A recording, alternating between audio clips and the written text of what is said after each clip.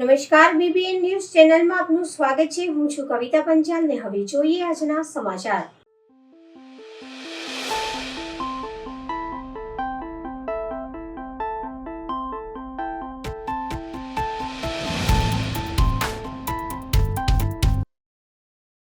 હાલ ચોમાસાની ઋતુ ચાલતી હોય પરંતુ વરસાદ નહીં પડવાના કારણે ડભોઈ તાલુકાના 22 ગામોના ખેડૂતોના ડાંગરનો પાક સુકાઈ રહ્યો હતો। ત્યારે ખેડૂતો દ્વારા ધારાસભ્ય શ્રી શૈલેષભાઈ મહેતાને રજૂઆત કરતા તેઓએ તાત્કાલિક ધોરણે સરદાર સરોવરના અધિકારીઓનો સંપર્ક કરી તળાવમાં સરદાર સરોવરના પાણી આવતા ખેડૂતોને પાણી મળી રહેતા ખેડૂતોના પાક બચી જશે। આ અંગે ધારાસભ્યએ જણાવ્યું હતું કે ડભોઈ તાલુકાના વઢવાણા ગામ ગાયકવાડી શાસનમાં 110 વર્ષ પહેલા તાલુકાના 22 ગામ પાણી પૂરું પાડવા માટે ગાયકવાડી શાસને મોટું તળાવ 16 કિલોમીટરની અંતરમાં બનાવવામાં આવ્યું હતું।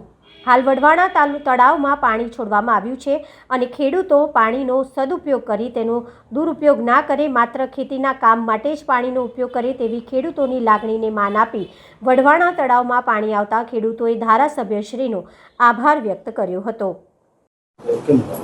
ડભોઈ તાલુકાનું વઢવાણા તળાવ મહારાજા ગાયકવાડે આજથી 110 વર્ષ પહેલા બનાવ્યું હતું અને એના કારણે લગભગ 22-23 ગામોને સિંચાઈથી ખેતી કરતા હોય છે। આ વખતે વરસાદની તકલીફને કારણે ડાંગરનો પાક સુકાઈ જાય એવી પરિસ્થિતિને કારણે SSNL એટલે કે સરદાર સરોવર નિગમના અધિકારીઓને વિનંતી કરતા તેમને પાણી છોડ્યું છે વઢવાણા તળાવમાં અને એના કારણે આ 23 ગામના ખેડૂતોને એમના ડાંગરનો પાક બચી શકશે। હું આપના મારફત સરકારનો અને SSNના અધિકારીઓનો પણ આભાર માનું છું કે ખેડૂતોની લાગણીને માંગણીને જે અમે વાચા આપી હતી એને સારો પ્રતિસાદ આપ્યો છે અને અત્યારે વઢવાણા તળાવમાં પાણી ચાલુ થઈ ગયું છે અને તમામ ખેડૂતોએ જે ડાંગર વાવેલી છે એમનો પાક બચી જશે। આપના મારફત આ તમામ ખેડૂતોને પણ વિનંતી કે પાણીનો સદુપયોગ કે દુરુપયોગ ના થાય અને ફક્ત ખેતીના કામમાં જ ઉપયોગ થાય। આભાર।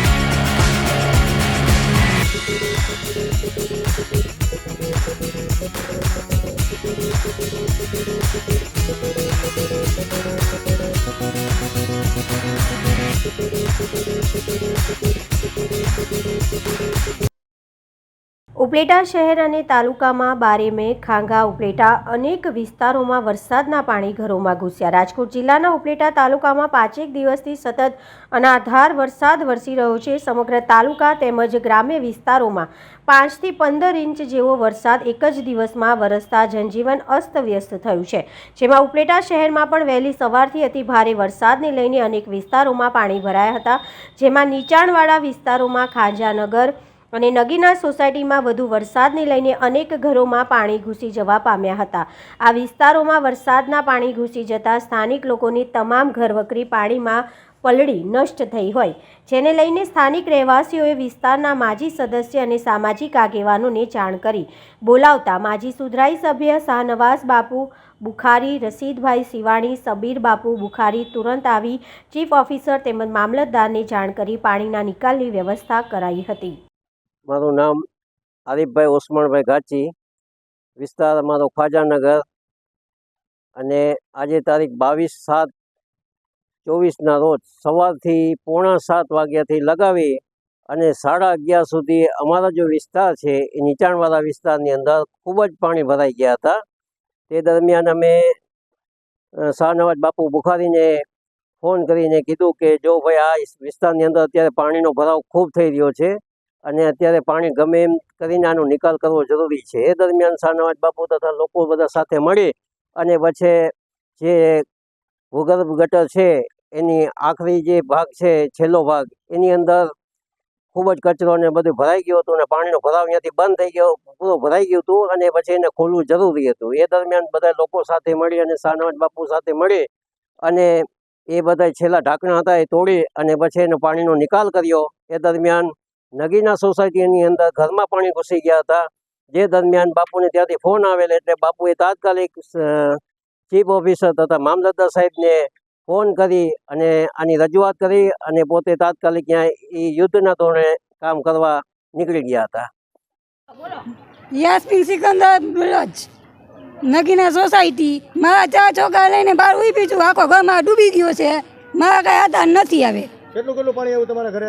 આખો ડૂબી જ ગયો છે, કઈ છે જ નહીં બાકી. બધું પલળી ગયું, અનાજ મનાજ બધું, બાટલા બધું પૂરું થઈ ગયું છે ને 4 છોકરાને લઈને બહાર ઊભી છું આટલા પાણીમાં.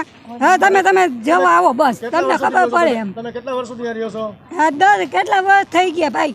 તો તમારા ઘરમાં કોઈ દી આટલું પાણી આવ્યું? ના, નથી આવતું કોઈ દી. આ ફેરી જ આવ્યું છે આટલું પાણી. આ પાણી આવવાનું કારણ તમને ખબર છે બેન? નહીં, પાણી આવવાનું કારણ છે બુગદાના નથી સરકાર સહાય કરતા તો અમારા ઘરમાં પાણી ગરી ગયું. એટલે આ ખરી બુગદા સાફ કર્યા નથી એના કારણે તમારા ઘરમાં પાણી આવ્યું? હા, એના હિસાબે જ આવી ગયું અમાર બધું પાણી. 20 વર્ષથી રહીશી કોઈ દી પાણી નથી ગયું.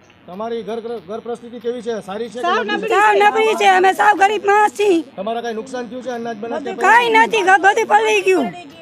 તમને સરકારથી સહાયતા છે કે તમને સહાયતા આપશે સરકાર? હવે સરકાર કરે, અમારે સરકાર ઉપર જ છે બધું, જી છે એ સરકાર ઉપર જ છે.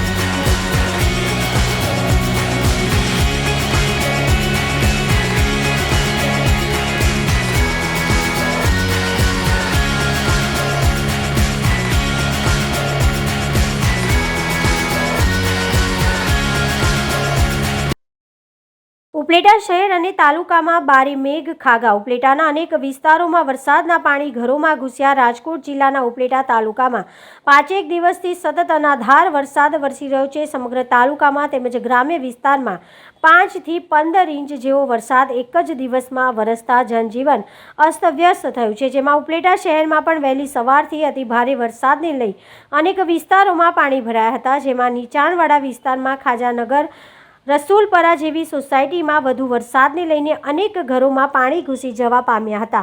આ વિસ્તારોમાં વરસાદના પાણી ઘૂસી જતા સ્થાનિક લોકોની તમામ ઘરવખરી પાણીમાં પલળી નષ્ટ થઈ હોય, જેને લઈને સ્થાનિક રહેવાસીઓ વિસ્તારના માજી સદસ્ય અને સામાજિક આગેવાનોને જાણ કરી બોલાવતા માજી સુધરાઈ સભ્ય રજાકભાઈ હિંગોરા તુરંત હાજર થઈ નીચાણવાળા વિસ્તારોમાંથી પાણીની મોટરો મૂકી પાણીના નિકાલની વ્યવસ્થા કરાઈ હતી. હું જસ્મીનબેન બોલું છું. સૈયદ ઘરની ઘર વખરી અમારી બધી પલળી ગઈ. ઘરમાં પાણી ભર્યા છે, પાણીમાં ઉભા છે અને એમને એમ શું કરું, બધું પલળી ગયું. કેટલા દિવસથી વરસાદ તો આજે 8 દિવસ થયા છે, પણ આજે સવારથી પાણી ભરાઈ ગયું છે ઘરમાં. અત્યારે મોટરું મૂકી છે અમે. બધી આખી ઘરની ઘર વખરી કોઈ ચીજ કોરી નથી રહી. બચ્ચાએ અમારે એમને માટા મારે છે પાણીમાં. અનાજ, કપડા, ઘરની ઘર વખરી કોઈ ચીજ બાકી નથી રહી. હું ઇમરાન પઠાણ, ઉપલેટા. અમારા ઘરમાં આજ ઘણા ટાઈમથી વરસાદ ચાલુ છે, એના કારણે આજ ઘરમાં પાણી ગરી ગયું છે અને ઘરની વખરી પલળી ગઈ છે. અનાજ બનાજ બધું અત્યારે અમારા ઘરની પોઝિશન તમે જોવો તો આ પાણી છે, બરાબર છે. એના કારણે આ ભૂંગરાનું છે કે આ ભૂંગરા ત્યાંથી નાખ્યા છે, ત્યાંથી પાણીનો બહુ અમારે તકલીફ પડે છે. અમે ઉપલેટામાં રહી છીએ, પણ અમારી અત્યારે રસુલપરા સોસાયટી, શમશાન રોડ, બહુ પોઝિશન ખરાબ છે. જે કોઈ પણ આ વિડીયો જોવો તે આ જરાક અમારી નગરપાલિકાને નમ્ર વિનંતી કરવામાં આવે છે કે આનો કાંઈક રસ્તો કરી દો અમને.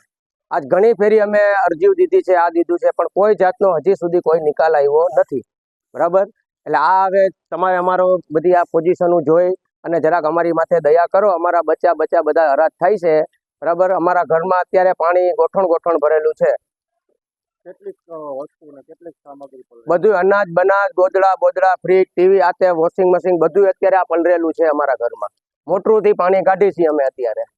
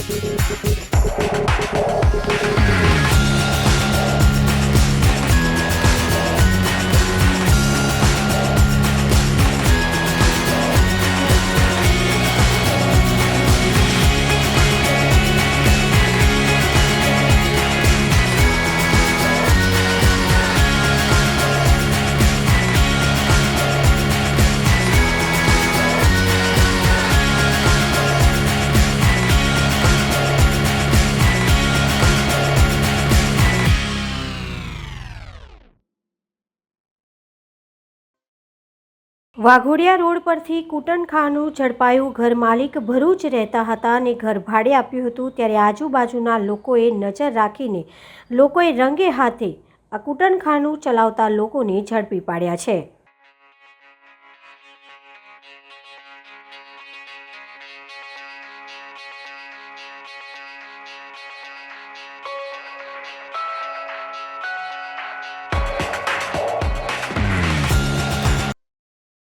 વિપક્ષી નેતા તરીકે અમીબેન રાવતનો કાર્યકાળ પૂરો. અમીબેન રાવત ચંદ્રકાંત શ્રીવાસ્તવ અને જા ભરવાડે ઉમેદવારી નોંધાવી આવતીકાલે વડોદરાના વિપક્ષ નેતાની ચૂંટણી યોજાશે. ત્રણેયમાંથી કોનું વજન વધારે આવતીકાલે વડોદરાના નાગરિકોને ખબર પડશે. વડોદરાના કોંગ્રેસના 7 કાઉન્સિલર વિપક્ષી નેતા નક્કી કરશે. જેના મત વધારે તે વિપક્ષી નેતા બનશે. બીજા નંબરે જેને મત મળશે તે ઉપનેતા બનશે. ગેંડાની જૂની શિલ્પકૃતિ ફરી એ જ જગ્યાએ સ્થાપિત કરવાની રજૂઆત. તાજેતરમાં વડોદરા શહેરના ગેંડા સર્કલ પર આવેલ જૂની ગેંડાની શિલ્પકૃતિને હટાવી તેની જગ્યાએ ફાઇબરની કૃતિ મૂકવામાં આવતા નારાજ કલાકારો દ્વારા મ્યુનિસિપલ કમિશનરને આવેદનપત્ર આપી ફરી જૂની શિલ્પકૃતિને એ જ જગ્યાએ સ્થાપના કરવા રજૂઆત. શહેરના કલાકાર હિમાંશુ જોશી અને અનુજ કુમાર પોદાર દ્વારા આજે મ્યુનિસિપલ કમિશનરને રજૂઆત કરવામાં આવી. તેમના જણાવ્યા અનુસાર ગેંડા સર્કલની જે ગેંડાની કૃતિ હતી તે વર્ષો જૂની છે અને નરોત્તમ કે વૈયાર દ્વારા તૈયાર કરવામાં આવેલ છે. કલાનગરીના પ્રસ્થાપિત થયેલ જૂની કલાકૃતિઓ ખાલી પૂતળાઓ નથી પરંતુ કલાની દ્રષ્ટિએ ઉત્તમ એવી સૌંદર્યલક્ષી કલાકૃતિ છે. આ જૂના કલાત્મક શિલ્પો વડોદરા શહેર માટે હંમેશા એક પ્રખ્યાત સીમાચિહ્ન બની રહ્યા છે અને દાયકાઓથી નગરની જનતાની લાગણીઓ એમની સાથે જોડાયેલી છે. જેથી આવી શિલ્પકૃતિ ન હટાવવી જોઈએ અને જૂની કૃતિ ફરીથી એ જ જગ્યા પર પ્રસ્થાપિત કરવી જોઈએ. આ સાથે તેઓ દ્વારા ભવિષ્યમાં નવી શિલ્પકૃતિઓ લગાવવા અંગે અને જૂની શિલ્પકૃતિને ફેરબદલ માટે સાથે શહેરને સુશોભિત કરવા માટે શહેરના પ્રખ્યાત વયસ્ક કલાકાર, આર્કિટેક્ટ, ટાઉન પ્લાનર જેવા નિષ્ણાતોની 1 કલાક સમિતિ રચના કરવામાં આવે જે લોકો વડોદરા શહેરમાં જાહેર સ્થળ પર મૂકવામાં આવતી કોઈપણ કલાકૃતિની ગુણવત્તા તપાસી તેના વિશે નિર્ણય લઈ શકે તે માટે પણ રજૂઆત કરી હતી. हम वो जो गेंडा सर्कल है वो हम चाहते हैं कि वहाँ फिर से आ जाए गेंडा सर्कल पे. क्या किस वजह से आप ये मांग कर रहे हैं?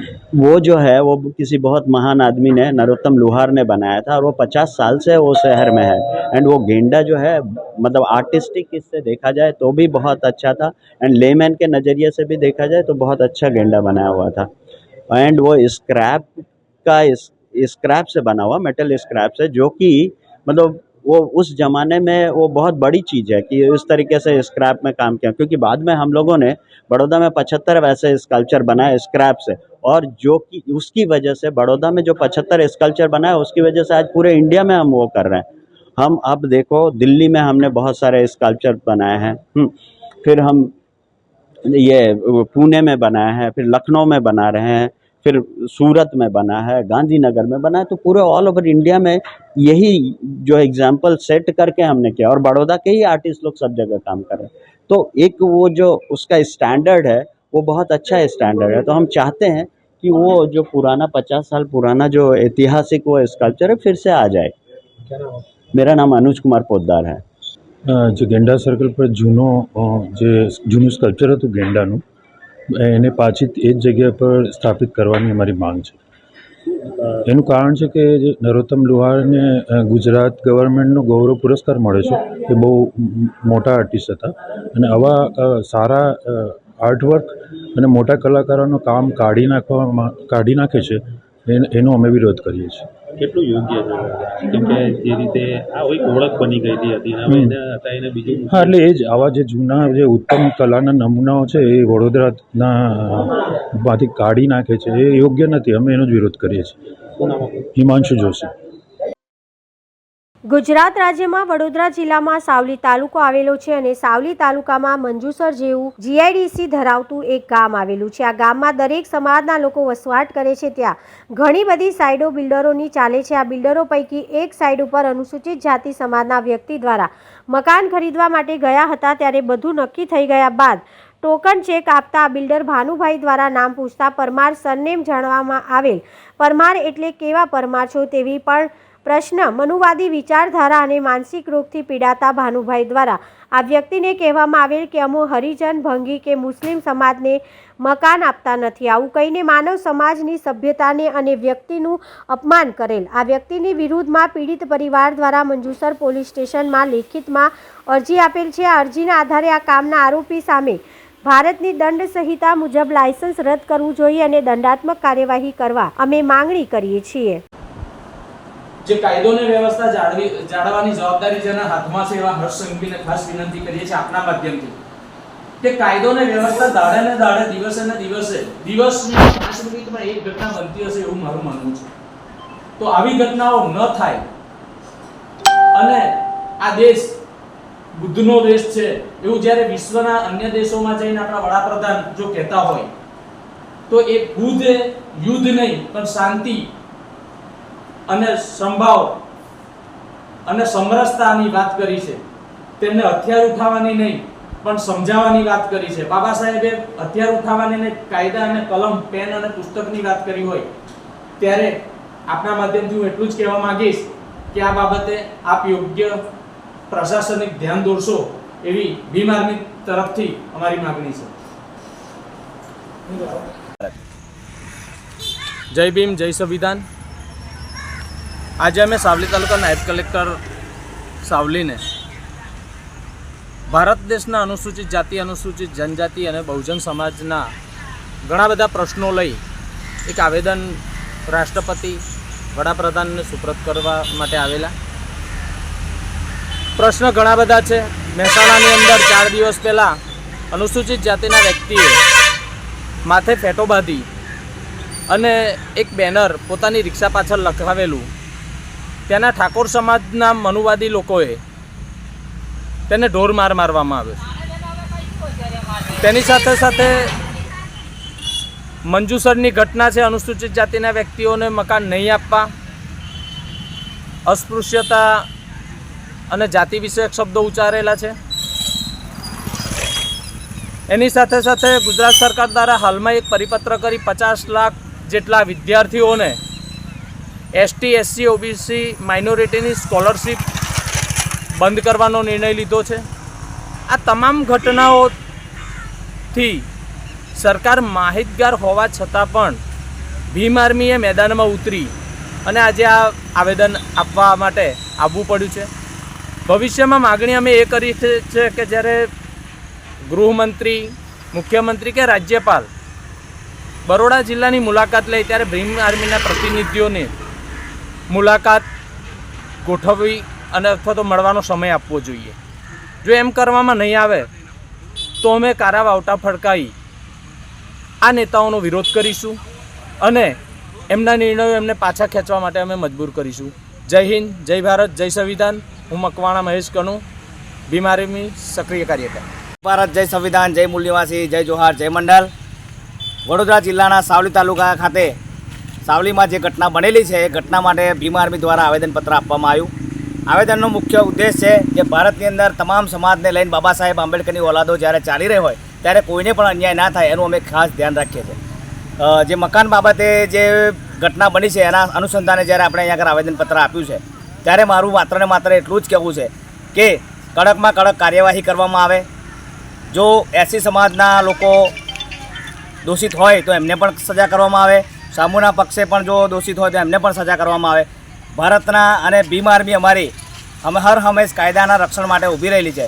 તો જે પણ કાયદો કાર્ય કરશે એ અમને મંજૂર. અતિ ભારે વરસાદે તરાજી સર્જી ખેતરો દરિયા બન્યા. ખેડૂતોને હેલિકોપ્ટરની મદદથી બચાવાયા. માણાવદર તાલુકાના પાજોદ સરડિયા ગામના ખેતરો દરિયો બન્યા. માણાવદર, બાટવા, ધોરાજી, ઉપલેટામાં બારે મેઘ ખાગા. કલ્યાણપુર તાલુકાના પાણેલી ગામે રેસ્ક્યુ કરાયું. ખેતરે ગયેલ ખેડૂતોને બચાવવા હેલિકોપ્ટરથી રેસ્ક્યુ કરાયા. નદીમાં ફસાયેલા 3 ખેડૂતોને હેલિકોપ્ટરથી સફળ રેસ્ક્યુ કરાયા. ત્રણેય ખેડૂતો દેવરખીભાઈ, નેભાભાઈ, કેશુરભાઈ નામના ખેડૂતોનું રેસ્ક્યુ કરાયું. ત્રણેય ખેડૂતો ગામમાંથી વાડીએ પરત ફરતા ફસાયા હતા ત્યારે સમગ્ર વિસ્તાર બેટમાં ફેરવાયો હતો. મહા મુસીબતે હેલિકોપ્ટરની મદદથી બચાવ કાર્ય કરાયું હતું.